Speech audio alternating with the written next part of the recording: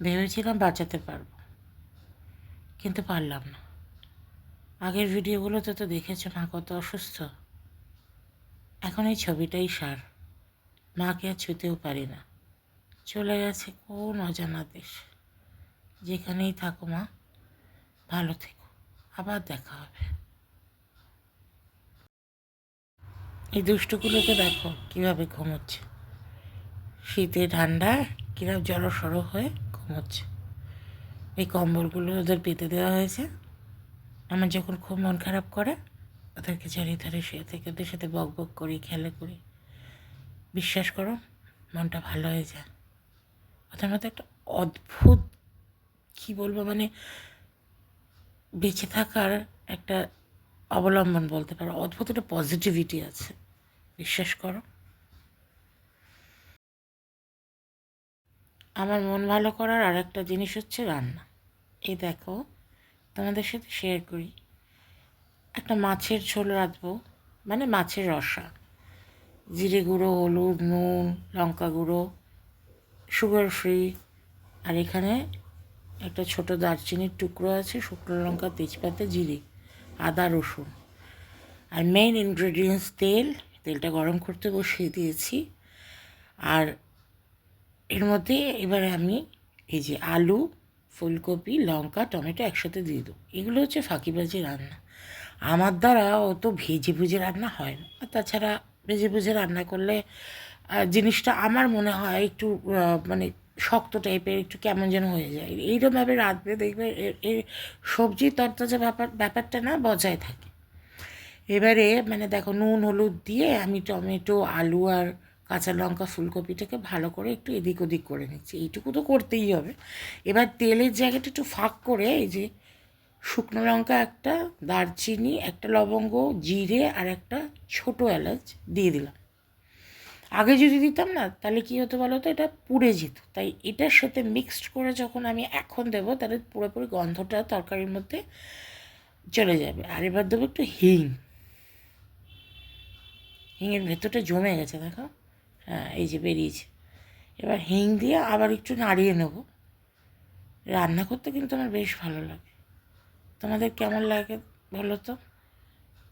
আমার কিন্তু খুব ভালো লাগে। আর এরপরে আমি কি করব বলো তো, একটুখানি রসুন দেবো। রসুন দেবো। আর এইখানে একটু দেবো আদা। আদাটা একটু বেশি পরিমাণে। হ্যাঁ, আদার গন্ধটা না এনহ্যান্স করে এই রান্নাটাকে। এটাকে রসা বলতে পারো, এটা ঝোল তো একেবারেই না। কারণ কাটিংটা দেখেই বুঝতে পারছো এটা একটা ডালনা বা রসা টাইপের। এবার আমি এর মধ্যে সুগার ফ্রি দিয়ে দেবো, যেহেতু আমার সুগার, আমি চিনি খাই না, তো আমি সুগার ফ্রি দিলাম। এবার দিলাম একটু জিরে গুঁড়ো।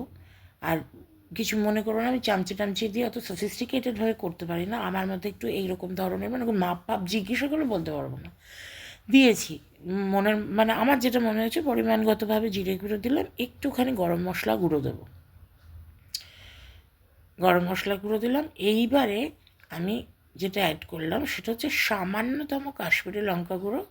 আমার বাবা ঝাল খেতে পারে না, হ্যাঁ, তো জাস্ট একটুখানি রঙটা হওয়ার জন্য। আর গোটা লঙ্কা দিয়েছিলাম আমি, কিন্তু একটা খালি ভেঙে দিয়েছি। এবার দেখো, ভালো করে জিনিসটা নাড়াচাড়া করতে হবে।